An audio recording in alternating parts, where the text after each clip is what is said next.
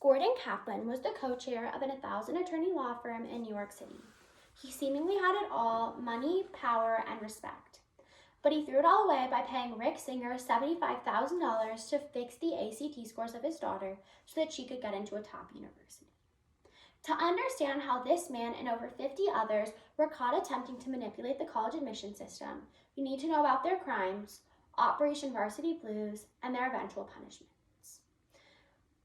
Like all of you, I went through the college admissions process, and thus I think I'm equipped to talk about it. And while I hope that all of your first choice school was UCLA, if it wasn't, theoretically, your spot at another university could have been stolen by one of these individuals. So today I'm going to be telling you about the crimes that were committed, Operation Varsity Blues, and the eventual punishments for those involved.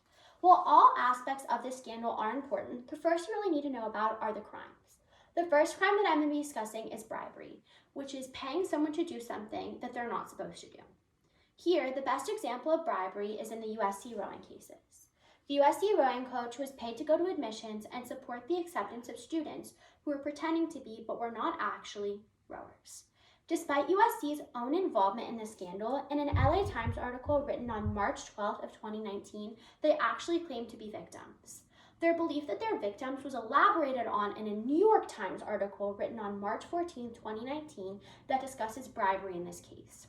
They said that USC is a victim of bribery, which violates something called the Honest Services Law. USC has the right and wants to accept students based on correct information. And when people lie and are admitted under false pretenses, that prevents USC from accepting people they actually want. In addition to this topic of bribery, the other main crime committed was some variation of fraud. Fraud is wrongful or criminal deception intended to result in personal or financial gain. The personal gain was the acceptance of students to universities that they would not have gotten into otherwise. But this topic of financial gain was actually explained in a DOJ report released on March 12th of 2019 that explains the charges in this case. The report reveals that many of the individuals involved actually committed tax fraud. They committed tax fraud because they disguised their bribe payments to these different coaches into Rick Singer as charitable donations and then wrongly took tax deductions, hence they defrauded the government. Now that you know about the crimes committed, I'm going to explain how these people were caught. According to an LA Times article written by Matthew Armsmith in 2020, a seemingly random man was arrested for defrauding investors, and because he wanted to lessen his time in jail, he told the FBI about a man named Rick Singer. The FBI then discovered that Rick Singer was a college counselor who masterminded the aforementioned scheme of bribery that allowed people to get into these different schools.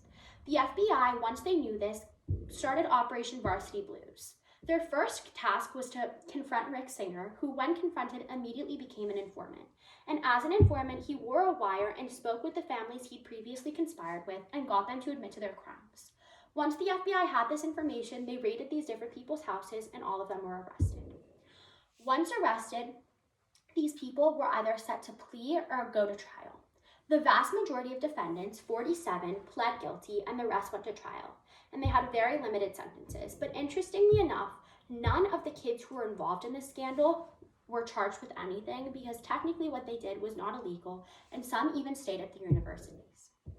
And while the consequences of these cases are really important, it is just one aspect of the scandal.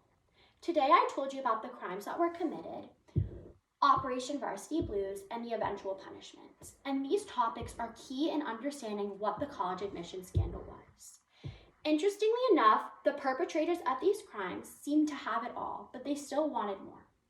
As Holly Black said in The Cruel Prince, desire is an odd thing. As soon as it's sated, it transmutes. If we receive the golden thread, we desire the golden needle.